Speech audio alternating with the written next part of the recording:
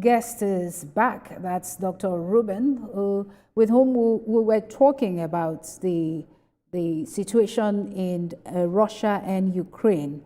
So, in the midst of U.S.-Ukraine talks in Florida, Russia has reportedly launched a major aerial bombardment against Ukrainian infrastructure. Ukraine says its forces shot down most of the 653 drones and 51 missiles fired by Russia, but one struck the railway hub just outside the capital, destroying day life. At the same time, Russia allegedly struck power and energy infrastructure nationwide, triggering blackouts in various regions of Ukraine. Even as the cold season deepens, Ukrainian officials have condemned the strikes, describing them as deliberate attacks on critical civilian infrastructure. Meanwhile, in Florida, negotiators from the U.S. and Ukraine, who are meeting for a third day on finding peaceful solutions, say making any meaningful progress would depend on Russia's willingness to de-escalate and cease from attacks. So for more on the latest dimension of the war, the executive chairman, the 16th Council UK, Dr. Brian Ruben, is back again for us to have this conversation. Dr. Ruben, it's good to have you back. Thank you very much. So we'll go over this again. 653 drones, 51 missiles fired by Russia into Ukraine in one night. I did say I consider that massive. And this is happening after U.S. and Ukrainian officials agreed to meet on Saturday for a third day of talks aimed at ending the nearly 4-year-old war. Now, this action leaves me questioning Russia's stance on the talks. So what do you think about Russia's readiness to show serious commitment to long-term peace? Well, thank you once again. The missile attacks are Russia's way of maintaining pressure as negotiations advance. It is a strategic message that Moscow wants to shape the terms of any peace framework from a position of strength. So it doesn't mean the diplomacy has collapsed. It doesn't mean the talks are over. But it does raise the urgency for a structured agreement and test the unity of the US and Europe.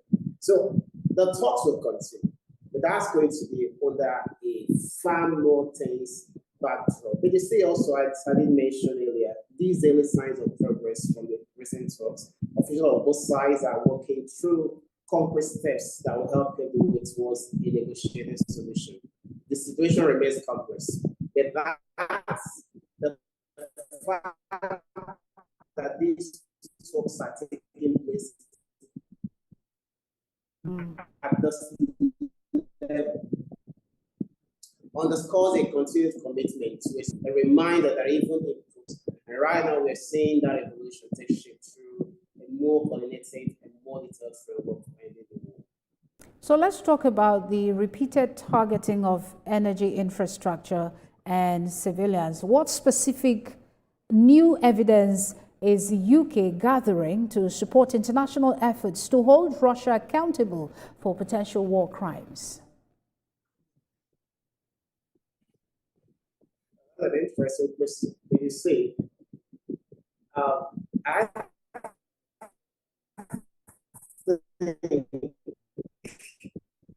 that the focus of Europe translates to ending. Yes, there have been war crimes committed. They are clearly there. However, the most important thing that we seem to be at a stage, probably this is the only time we're getting close to some real concrete stuff that could result in the ending of the war. So I think that's what the focus, and what the focus of whether it is Europe or the United States or every other person from the international community should be ending the war. After that, we can now start talking about whether there are war crimes for Russia to be punished for, and all of that. Because this war just can't continue. A lot of people keep dying. I think that's what the focus should be.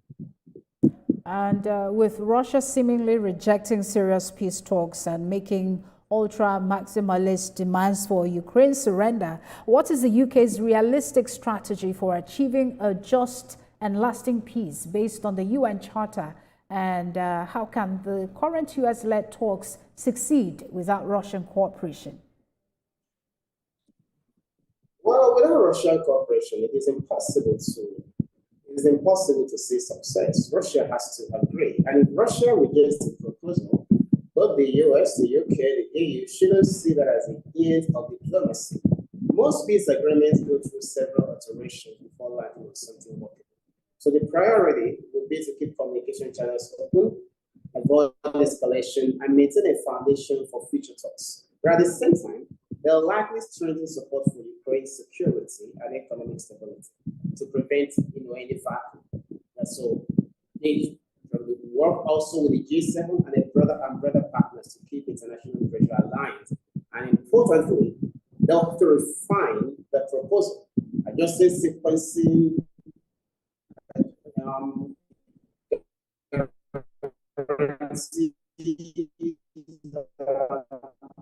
monitoring, so that there is a clearer, more viable path. Dr. Brian Reuben, the 16th Council UK will leave it here. Thank you so much for your time.